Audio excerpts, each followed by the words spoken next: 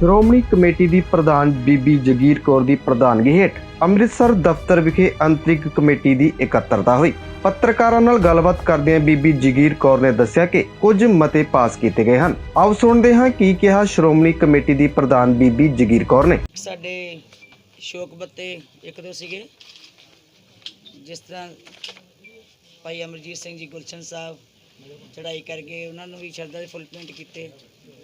ਦੂਜਾ 26 ਜਨਵਰੀ ਨੂੰ ਜੋ ਘਟਨਾਕ੍ਰਮ ਹੋਇਆ ਉਹਦੀ ਨਿੰਦਾ ਵੀ ਕੀਤੀ, ਤੇ ਜਿਹੜੇ ਉੱਥੇ ਗ੍ਰਿਫਤਾਰ ਕੀਤੇ ਗਏ ਹੈ ਤੇ ਸਾਰੇ ਸਰਬਸੰਮਤੀ ਨਾਲ ਇਹ ਪਾਸ ਕੀਤਾ ਕਿ ਉਹਨਾਂ ਨੂੰ ਤੁਰੰਤ ਰਿਹਾਈ ਕੀਤੀ ਜਾਵੇ।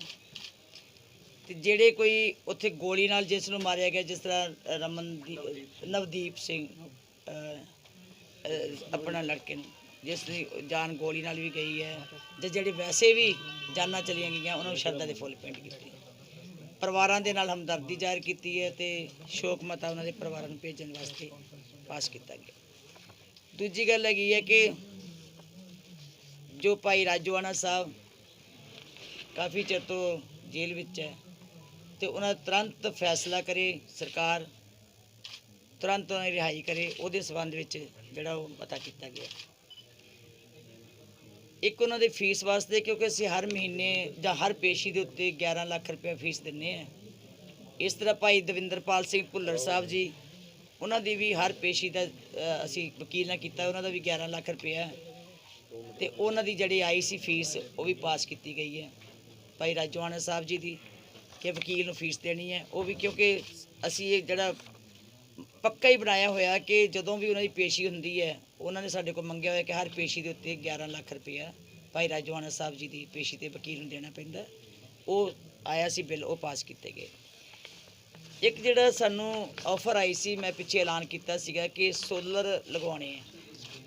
ਬੜੀ ਖੁਸ਼ੀ ਦੀ ਗੱਲ ਹੈ, ਮੈਂ ਤੁਹਾਨੂੰ ਇਸ ਗੱਲ ਦੀ ਵਧਾਈ ਵੀ ਦਿੰਦੀ ਹੈ ਕਿ ਇਸ ਅਸਥਾਨ ਦੇ ਨਾਲ, ਇਸ ਸੰਸਥਾ ਦੇ ਨਾਲ, ਜਾਂ ਸ੍ਰੀ ਦਰਬਾਰ ਸਾਹਿਬ ਦੇ ਨਾਲ ਸਿੱਖ ਸੰਗਤਾਂ ਦੁਨੀਆ ਵਿੱਚ ਬੈਠੀਆਂ ਕਿੰਨਾ ਮੋਹ ਰੱਖਦੀਆਂ ਤੇ ਕਿੰਨੀ ਸ਼ਰਧਾ ਰੱਖਦੀਆਂ।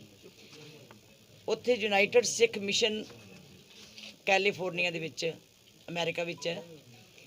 ਮੇਰਾ ਕਾਫੀ ਉਹਨਾਂ ਦੇ ਨਾਲ ਰਾਬਤਾ ਹੋਇਆ, ਉਹਨਾਂ ਨੇ ਈਮੇਲਾਂ ਰਾਹੀਂ ਸੰਪਰਕ ਕੀਤਾ ਕਿ ਸਾਨੂੰ ਤੁਸੀਂ ਇਹ ਸਾਰੀ ਸੇਵਾ ਦਿਓ। ਉਹਨਾਂ ਨੇ ਬਕਾਇਦਾ ਵੱਡੀਆਂ ਕੰਪਨੀਆਂ ਨੂੰ ਕਾਲ ਕੀਤਾ ਹੋਇਆ, ਟਾਟਾ ਵਰਗੀਆਂ ਕੰਪਨੀਆਂ, ਦੂਜੀਆਂ ਕੰਪਨੀਆਂ ਸਾਰੀਆਂ ਪਹੁੰਚ ਰਹੀਆਂ, ਤੇ ਦੀ ਬੈਸਟ ਢੰਗ ਦੇ ਨਾਲ ਸ੍ਰੀ ਦਰਬਾਰ ਸਾਹਿਬ ਦੇ ਵਿੱਚ ਸੋਲਰ ਦਾ ਕੰਮ ਜਿਹੜਾ ਕਰਵਾਇਆ ਜਾ ਰਿਹਾ। ਤੇ ਉਹਨਾਂ ਵੱਲੋਂ ਇੱਕ ਬੜੀ ਖੁਸ਼ੀ ਨਾਲ ਆਫਰ ਕੀਤੀ ਗਈ ਹੈ ਕਿ 25 ਸਾਲ 20 ਸਾਲ ਜਿੰਨਾ ਵੀ ਮੇਨਟੇਨੈਂਸ ਹੋਵੇ ਉਹ ਸਾਡੀ ਹੀ ਸੁਸਾਇਟੀ ਕਰੇਗੀ, ਇਹ ਸਾਡੀ ਸੰਸਥਾ ਕਰੇਗੀ, ਤੇ ਪੂਰਾ ਖਰਚ ਭਾਵੇਂ ਉਹ 10 ਕਰੋੜ ਦਾ ਹੋ ਜੇ, ਭਾਵੇਂ 7 ਦਾ ਹੋਵੇ, 20 ਦਾ ਹੋਵੇ, ਸਾਰਾ ਖਰਚ ਜਿਹੜਾ ਉਹ ਸਾਡੀ ਸੰਸਥਾ ਕਰੇਗੀ। ਤੇ ਸਾਡੇ ਧੰਨ ਭਾਗ ਹੋਣਗੇ ਕਿ ਅਸੀਂ ਸ੍ਰੀ ਦਰਬਾਰ ਸਾਹਿਬ ਦੇ ਵਿੱਚ ਸੋਲਰ ਦਾ ਸੇਵਾ ਕਰ ਸਕੀਏ। ਜਿਹਦੇ ਨਾਲ ਮੈਂ ਇਹ ਦੱਸਣਾ ਚਾਹੁੰਦੀ ਹਾਂ ਕਿ ਤਕਰੀਬਨ 60 ਕੁ ਲੱਖ ਦੇ ਕਰੀਬ ਵੀ ਕਈ ਵਾਰੀ ਮਹੀਨੇ ਦਾ ਖਰਚਾ ਆ ਜਾਂਦਾ, ਬਿਜਲੀ ਦਾ ਵੱਧ ਵੀ ਆ ਜਾਂਦਾ, ਸਰਦੀ ਹੋਵੇ ਘੱਟ ਵੀ ਆ ਜਾਂਦਾ। ਸੋ ਇਹ ਸਾਰੀ ਐਵਰੇਜ ਹਿਸਾਬ ਪਾ ਲਈਏ ਤੇ 60 ਕੁ ਲੱਖ ਰੁਪਇਆ ਮਹੀਨੇ ਦਾ ਖਰਚ ਜਿਹੜਾ ਉਹ ਸਾਡੀ ਬੱਚਤ ਹੋਏਗੀ, ਜਿਹਦੇ ਨਾਲ ਸਾਨੂੰ ਇੱਕ ਬੜਾ ਵੱਡਾ ਫਾਇਦਾ ਹੋਏਗਾ। ਤੇ ਇਸ ਸੰਸਥਾ ਦੇ ਨਾਲ ਜਿਨ੍ਹਾਂ ਨੇ ਸਹਿਯੋਗ ਕੀਤਾ, ਧੰਨਵਾਦ ਵੀ ਕੀਤਾ ਸਾਰਿਆਂ ਨੇ, ਤੇ ਬੜੇ ਹੀ ਸਤਿਕਾਰ ਦੇ ਨਾਲ ਹਰ ਇੱਕ ਨੇ ਇਹ ਗੱਲ ਕਹੀ ਹੈ ਕਿ ਇਹ ਸਾਡੇ ਵਾਸਤੇ ਖੁਸ਼ਕਿਸਮਤੀ ਹੈ, ਔਰ ਬਹੁਤ ਜਲਦੀ 13 ਤਰੀਕ ਨੂੰ ਇੱਥੇ ਪਹੁੰਚ ਰਹੇ ਹੈ ਤੇ ਆ ਕੇ ਆਪਣਾ ਕਾਰੋਬਾਰ ਉਹਨਾਂ ਸ਼ੁਰੂ ਕਰ ਦੇਣਾ। ਉਹਨਾਂ ਨੇ ਇੰਜੀਨੀਅਰ ਸਾਰੇ ਡਿਪਿਊਟ ਕਰ ਦਿੱਤੇ ਹੈ, ਉਹ ਸਾਰੇ ਇੰਜੀਨੀਅਰ ਆਪਣੀ ਫੰਕਸ਼ਨਿੰਗ ਕਰ ਰਹੇ ਹੈ। ਸਾਰੀਆਂ ਸਾਡੀਆਂ ਛੱਤਾਂ ਵੀ ਦੇਖ ਲਈਆਂ ਕਿ ਅਸੀਂ ਕਿੱਥੇ ਲਾ ਸਕਦੇ ਹਾਂ, ਕਿੰਨਾ ਲੱਗ ਸਕਦਾ। ਬਾਬਾ ਦੀਪ ਸਿੰਘ ਸ਼ਹੀਦ ਗੁਰਦੁਆਰੇ ਦੀਆਂ ਸਲਾਵਾਂ ਵੀ ਵੇਖ ਲਈਆਂ, ਇੱਧਰ ਵੀ ਵੇਖ ਲਈਆਂ ਵੀ ਕੋਈ ਸਾਡੀ ਬਿਲਡਿੰਗ ਹੈ ਇਹਦੀ ਗੈਟਅਪ ਨੂੰ ਵੀ ਨਾ ਫਰਕ ਪਵੇ ਤੇ ਸਾਡਾ ਕੰਮ ਵੀ ਜਿਹੜਾ ਹੋ ਜਾਵੇ। ਇੱਕ ਜਿਹੜਾ ਸਟੀਮ ਕਿਚਨ ਦੀ ਗੱਲ ਕੀਤੀ ਸੀ, ਉਹਦੀ ਵੀ ਕਾਰਵਾਈ ਸਾਡੀ ਚੱਲ ਪਈ ਹੈ। ਬਾਬਾ ਬਲਜਿੰਦਰ ਸਿੰਘ ਜੀ ਰਾੜਾ ਸਾਹਿਬ ਵਾਲੇ, ਠੀਕ ਹੈ, ਉਹਨਾਂ ਨੇ ਵੀ ਮਨਜ਼ੂਰੀ ਦੇ ਦਿੱਤੀ ਹੈ ਕਿ ਇਹ ਸਾਰੀ ਸੇਵਾ ਅਸੀਂ ਕਰਾਵਾਂਗੇ। ਉਹ 'ਤੇ ਕਿੰਨਾ ਖਰਚ ਹੁੰਦਾ ਹੈ ਉਹਦਾ ਐਸਟੀਮੇਟ ਲੱਗ ਰਿਹਾ ਹੈ ਜਰਮਨ ਤੋਂ, ਕਿਉਂਕਿ ਉਹ ਸਾਰੀਆਂ ਮਸ਼ੀਨਾਂ ਮੰਗਾ ਰਹੇ ਆ। ਸਾਰਾ ਟੋਟਲ ਐਸਟੀਮੇਟ ਕੁਝ ਦਿਨਾਂ 'ਚ ਪਹੁੰਚ ਜਾਏਗਾ। ਸਾਰੀ ਭਾਵੇਂ ਉਹ 1 ਕਰੋੜ ਲੱਗੇ, 2 ਲੱਗੇ, 4 ਲੱਗੇ, ਜਿੰਨੀ ਵੀ ਸੇਵਾ ਹੋਏਗੀ ਉਹ ਸਾਰੀ ਸੇਵਾ ਉਹ ਕਰਾਉਣਗੇ। ਇਹ ਬਾਬਾ ਬਲਜਿੰਦਰ ਸਿੰਘ ਜੀ ਰਾੜਾ ਸਾਹਿਬ ਵਾਲੇ, ਕਿਉਂਕਿ ਮੈਂ ਕੁਦਰਤੀ ਉਹਨਾਂ ਦੇ ਦੇਖਣ ਗਈ ਸੀ, ਉਹਨਾਂ ਲਾਇਆ ਸੀ, ਤੇ ਮੈਂ ਬੇਨਤੀ ਕੀਤੀ ਕਿ ਬਾਬਾ ਜੀ ਅਸੀਂ ਵੀ ਲਾਉਣਾ ਚਾਹੁੰਦੇ ਹਾਂ, ਤੇ ਇਹਦਾ ਐਸਟੀਮੇਟ ਕਿੰਨਾ ਖਰਚਾ ਆਇਆ ਸੀ।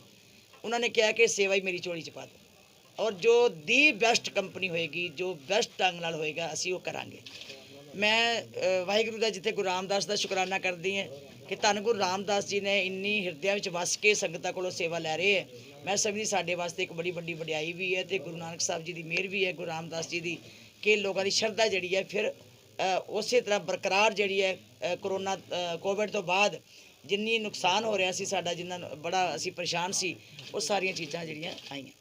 ਔਰ ਕਈ ਪਰਿਵਾਰਾਂ ਨੇ ਇੱਥੇ ਸ਼ਰਧਾ ਦੇ ਨਾਲ ਆ ਕੇ ਸੇਵਾ ਦੇ ਵਿੱਚ ਵੱਡੀਆਂ ਵੀ ਸੇਵਾਵਾਂ ਪਾਈਆਂ। ਮੈਂ ਉਹਨਾਂ ਦਾ ਵੀ ਧੰਨਵਾਦ ਕਰਦੀ ਹਾਂ। ਦੂਜੀ ਜਿਹੜੀ ਗੱਲ ਹੈਗੀ ਹੈ ਕਿ ਜਿਹੜੀ ਗ੍ਰਿਫਤਾਰ ਕੀਤੀ ਹੈ, ਜਿਸ ਤਰ੍ਹਾਂ ਇੱਕ ਲੜਕੀ ਨੌਦੀਪ ਕੌਰ ਵੀ ਹੈ ਜਾਂ ਦੂਜੇ ਵੀ ਗ੍ਰਿਫਤਾਰ ਕੀਤੇ ਹੈ, ਉਹਨਾਂ ਨੂੰ ਤੁਰੰਤ ਰਿਹਾਈ ਵਾਸਤੇ ਬੇਨਤੀ ਕੀਤੀ ਹੈ ਕਿ ਸਰਕਾਰ ਜਿਹੜੀ ਹੈ ਤੁਰੰਤ ਰਿਹਾਈ ਕਰੇ, ਤਾਂ ਜੋ ਸਾਡੀਆਂ ਜਿਹੜੀਆਂ ਲੋਕ ਅੱਜ ਪਰੇਸ਼ਾਨ ਹੈ ਉਹਨਾਂ ਦੀ ਪਰੇਸ਼ਾਨੀ ਖਤਮ ਕੀਤੀ ਜਾਵੇ। ਤੇ ਸਰਕਾਰ ਕੋਲੋਂ ਇਹ ਵੀ ਮੰਗ ਕਰਦੇ ਹੈ ਕਿ ਜਿਹੜੇ ਕਿਸਾਨ ਬਿੱਲ ਕਿਸਾਨਾਂ ਦੇ ਹੱਕ 'ਚ ਨਹੀਂ, ਉਹਨਾਂ ਦੇ ਵਿਰੋਧੀ ਹੈ, ਉਹਨਾਂ ਨੂੰ ਤੁਰੰਤ ਜਿਹੜਾ ਉਹ ਰੱਦ ਕੀਤਾ ਜਾਵੇ।